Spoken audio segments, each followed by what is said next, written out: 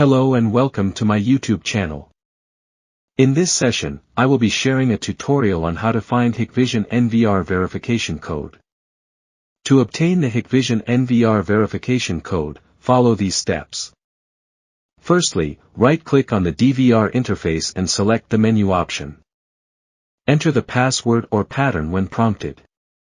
Once logged in, navigate to the Configuration menu. Proceed to the Network section and locate the Platform Access menu.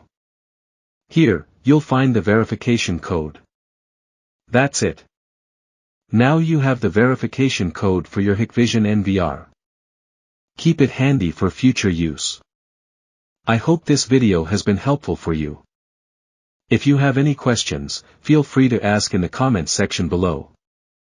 Please remember to subscribe to my channel, give it a thumbs up, and share it with your friends on social media. Thank you for watching, and see you in the next video.